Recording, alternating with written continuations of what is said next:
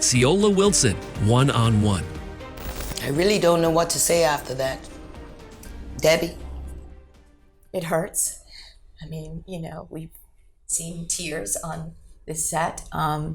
It should have never happened. What happened to you should have never happened. It started with abandonment of your mother, abandonment from your father, and then progressed from there. And there were no protective eyes on you. And as I said to you on the phone, it should have never happened, Nika, never. Your place of worthiness was through your actions and the things that you did. That's where you needed to feel worthy and loved and safe. And so none of it is your fault.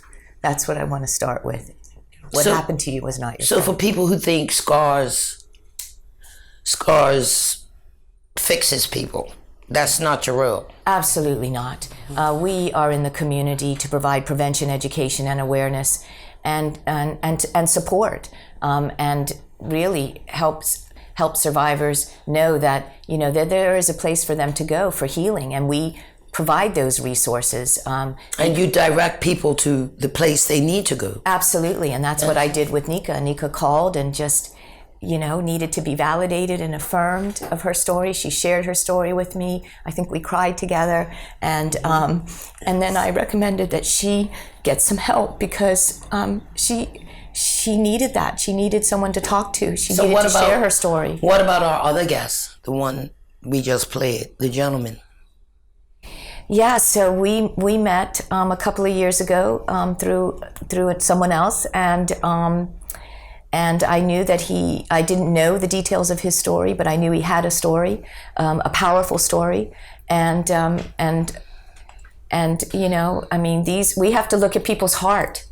We cannot, when we look at someone, we can't say, well, what's wrong with you? We have to say, when we see behaviors, we have to say, what happened to you? What is your story? Because we, as my friend Laverne Davis says, you don't know who you're sitting next to. And you don't know what someone's story is and what their pain has been and what their life journey has been.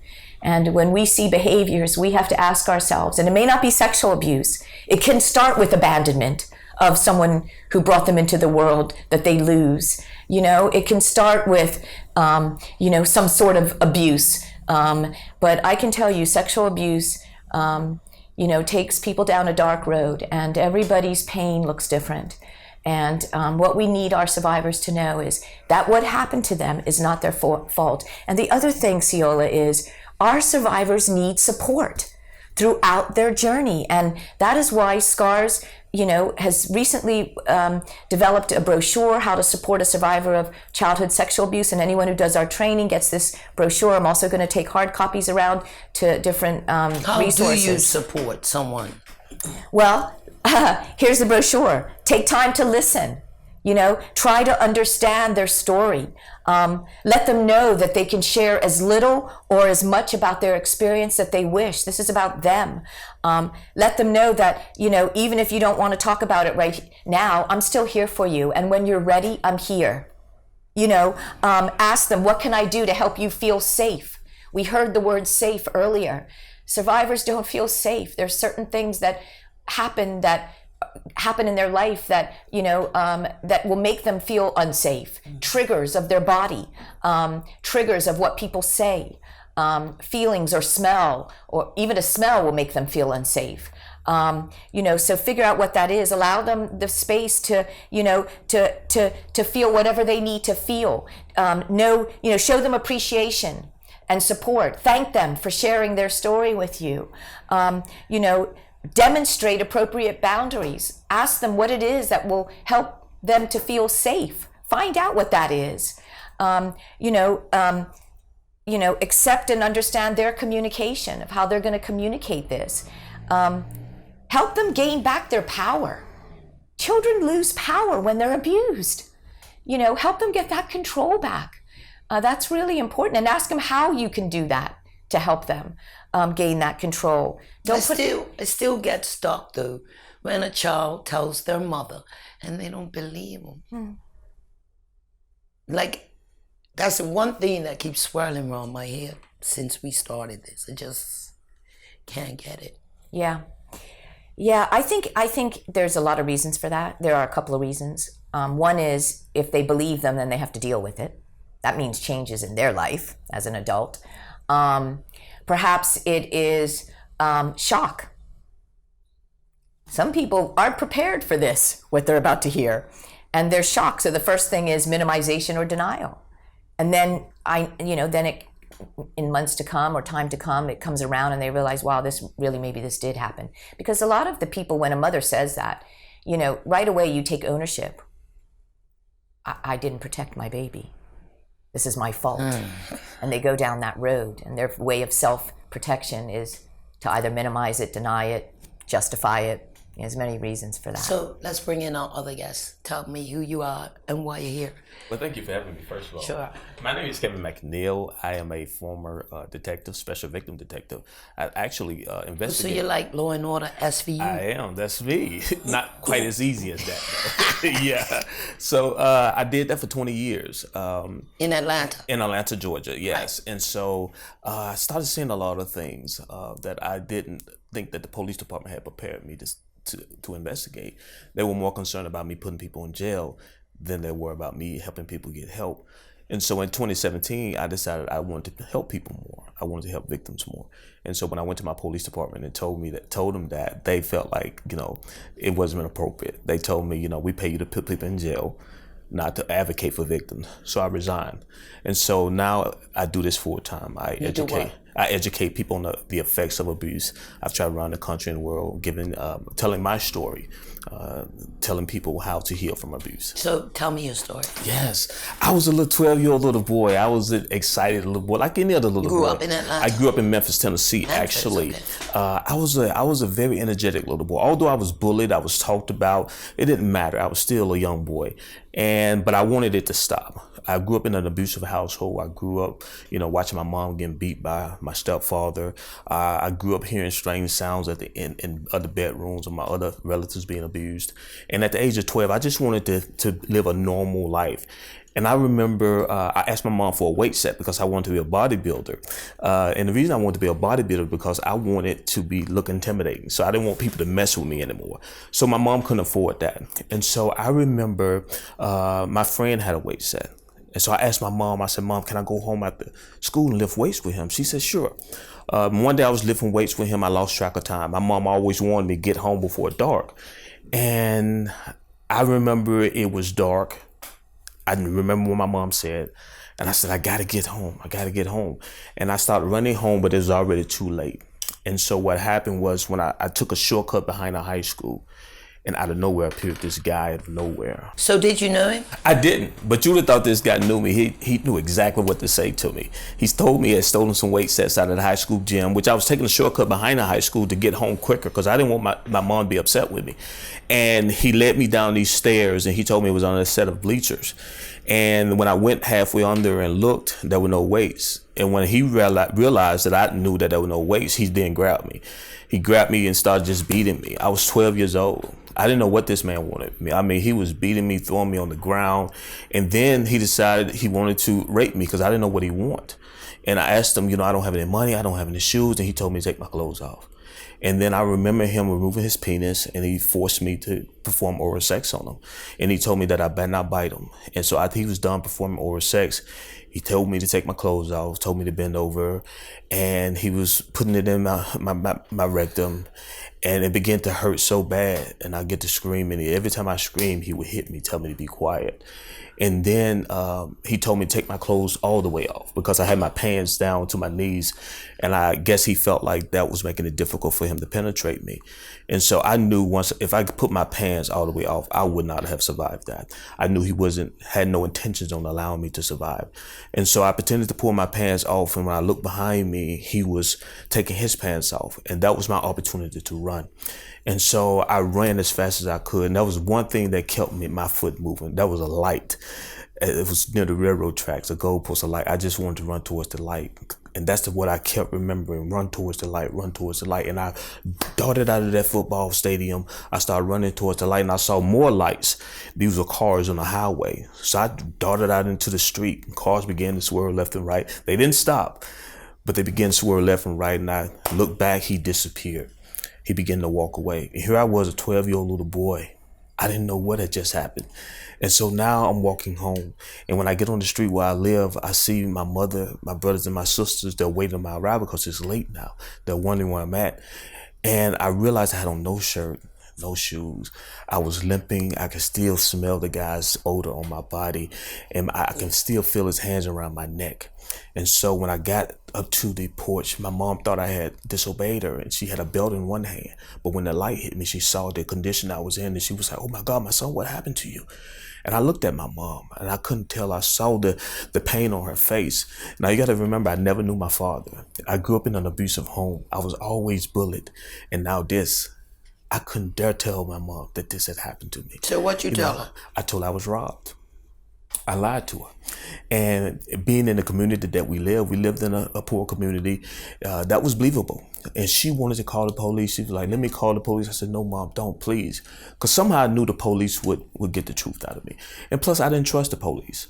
The police had come to my house before doing domestic And you still services. ended up being a police. I did, right? Wow. And so they would come to my house doing domestic disputes when my mom was getting beat. And they would make threats to her to not call them anymore, or they would take her to jail. And so I remember that as a little boy, the response that I got when my mom disclosed her abuse. So I didn't want to disclose my abuse and get those same responses. So I lived with that for all my life. And the irony is that I played football as a teenager and ran track in that very same stadium that my abuse occurred. And not once did I talk about what happened to me. So how long was it before you told anyone? It was, man, I was a police officer. And here's why I told. I began to have addictions. I began to abuse alcohol. I had sexual addictions. People used to ask me what was my most fearful thing as a law enforcement officer. They used to think it was getting killed in the line of duty, but it wasn't. What was it? It was me coming home at the end of my shift, looking at the guy that was staring back at me, because I was suicidal. I used to hide my gun in the closet because I was having thoughts of suicide. I used to drink myself into a stupor. And if it wasn't sex, it was alcohol that I was using to cover it up. What changed you? What changed? I went to a child advocacy center. I watched a little boy tell his story. I was a law enforcement officer. I was doing my own investigation, and we had to do what we call forensic interviews, where the child comes in and tell their story, and I'm in another room watching. And what changed was this little boy walked in. He looked defeated. He looked defeated. And he had a similar story as mine. He was molested by his uncle. But I watched the difference in how the forensic interviewers, the people who had been trained at that center, were interviewing him differently. They sat beside him and not in front of him, right? They didn't sit in front in a very confrontational way. They gave his power back. They allowed him to sit where he wanted to sit. And I watched this little boy come alive right in front of me, my face. He was resurrected right in front of me. It was because of the way they interviewed him. They allowed him to tell his story on his terms. And so that's what allowed me to look, and I said, you know what, I need help. I really do need help. And so I started going to therapy. And then ironically, someone asked me, would I train some sane nurses as a detective to teach them how to collect evidence for our sexual assault cases? And I didn't know what to say. I never taught anybody. And I said, you know what, I'm gonna tell my story. And for the first time, at 40 something years old, I got up in a room full of strangers and told my story. And when I looked out into the audience, everybody was crying. And then people came up to me, even guys, for the first time, revealed to me that they too were victims of abuse. Tell me about that, because it appears that it's harder for men to talk about than women. Yeah. You're a guy. Tell me about that. Yeah, so that was one of the hardest things, because back then, did you have issues? Like, did you think maybe you might be gay? Or because back then, homosexuality wasn't as accepted as it is today. It was really looked down upon, and that's what really bothered me. And so, if you see, I played football, right? I went into football. I went into all these masculine fields. I played football. I went into the military. I became a police officer. I was hiding behind all these uniforms to hide my sense of vulnerability, because I felt like, does that make me gay? My promiscuity became as a result of me trying to sleep with as many women as I could to prove that I wasn't gay. But in the process, I was hurting these women, right? I didn't want anything from them but sex. And so I was using them to cope with my pain. So what's that like for you now? That is because I know that, I understand the true definition of abuse. You know, oftentimes when we think of abuse, we think of this drastic, horrific thing that you can see by looking at a person and tell that they've gone through an abuse. But for me, abuse, the root word is use, right? Where we get the word utility from. So you still have Free Willy syndrome? No, I don't. Because I met, and here's the thing. I met my beautiful wife training people about abuse and trauma. She was one of those nurses in the classes I was teaching. Wow. Yeah, and so at that point, I was in the healing process. I always tell people healing is an ing, really not an ed, because you're always going through the process. And so I met her. And so she was a gift from God. You know, it was just amazing. By that time, I had changed. I had gone through therapy. I had started understanding what abuse was. You know, the root word, use, where we get utility from, purpose, power, potential. AB means to kill, steal, or to destroy something. So abuse means to kill, steal, or to destroy someone's purpose, power, or potential. And so oftentimes, we don't realize we can do that in subtle ways by forcing victims to tell their story when they're not ready to. And so that's one of the things I really teach and train people on. Now I travel the country and the world using my story to heal others.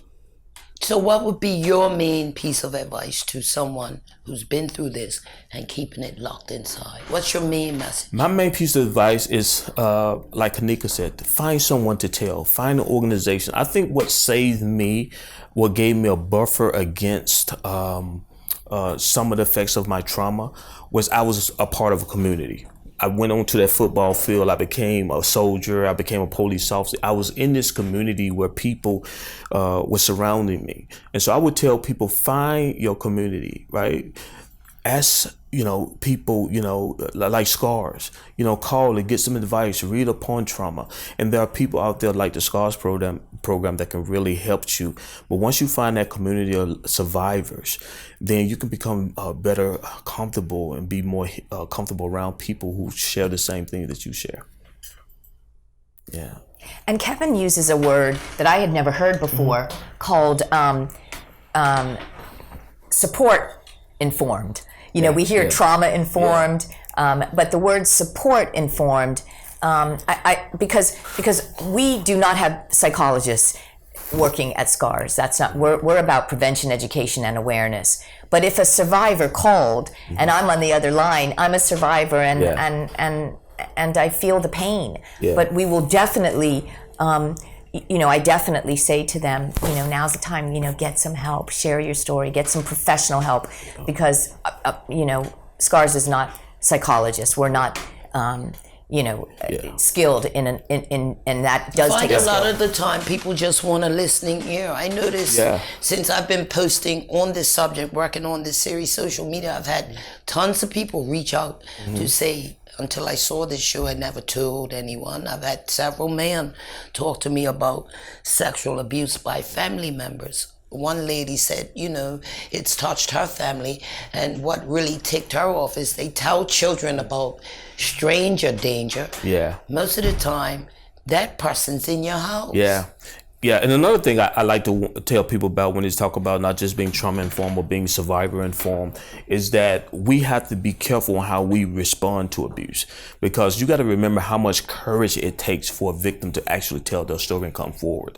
And for a little person, they have disrupted everything, every rule that they've been taught as a little person. Because you got to remember, we say things to children to keep them silent. We teach our children to be silent.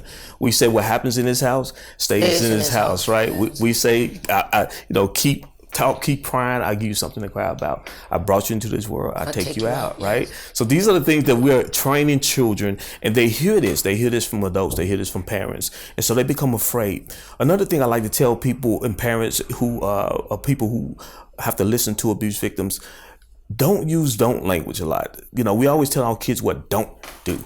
Don't let anybody touch you. Don't do this. Well, what happens if it happens, the child feel like they've already let you down. Instead, use do language. Do tell me if somebody touches you there. Because children want the parents to be proud of them. So when we give children don't language, they feel like they're going to get in trouble, because that's the one thing that they're afraid of. And that's what the molester tells the child. If you tell, you're going to get in trouble. Mm-hmm. And believe it or not, in my story, the one thing that I thought about more than anything was I going to get in trouble? I was 12 years old. I was already past my curfew. If the police came, the police represented trouble to me. So I like to tell people, oftentimes we ask victims, what would you say to a victim? But I like to give advice to people who need to listen to the disclosure, because how you respond will determine how that victim feels for the rest of their lives. Like if you don't believe a victim the first time, they're less likely to tell another time. Wow. And it sets them up for repetitive abuse, because they feel like, what's the use of telling? The first time I told, didn't do anything. And the person that I told, who I thought was going to protect me, didn't do anything. Yeah, and that was the reason that I told you. Right. So Debbie, in closing, what you working on next year? Well, we're going to keep on training, that's for sure. And the work is not going to stop. We want everybody to hear this message. We want every parent. We have new parents out there. We want parents to get into the room and equip themselves with this information so that they can pass it on to their child, so that their child can be able to tell them if somebody ever made them feel uncomfortable, if someone ever has done anything to them. Let them know. We want we at SCARS are so proud of our youth serving organizations in this country who have taken this issue seriously, who require their staff to be trained, and many of our organizations require it every 3 years. We always say we want to keep this message on the hearts and minds of our people, because I'd like to say sexual abuse has gone away, but it hasn't. Yeah. And so that's why we have to keep the message going. We have to continue to advocate, to make aware, and keep the message alive. We do have a campaign that's going to be happening in the new year with another nonprofit that we're partnering with, and we're excited about that. I don't want to say too much about it right now, but we're not going to stop this message, because children are important and they grow up to be adults. And they're going to be part of this society, and you're going to work with them, or you're going to marry them, or you're going to date them, you're going to know them, you're going to be a friend of theirs, and we need to have healed children. Yeah, we have to remember that hurt people. They go on to hurt people, absolutely. And we need not healed children, we need children that feel safe and protected and unconditionally loved. There's really not much I could add to that. Those of you who know Kanika would know she has an awesome voice. She's going to finish in song for us. I'm going to leave it here. Father, I come to you in this fire hour of the night, knowing you have the power to shine your marvelous light, I have come before many times in your name, but this time is different. I won't be the same. Thy will be done on earth as it is in heaven. Thy will be done on earth as it is in heaven. Thy will be done on earth as it is in heaven. Thy will be done.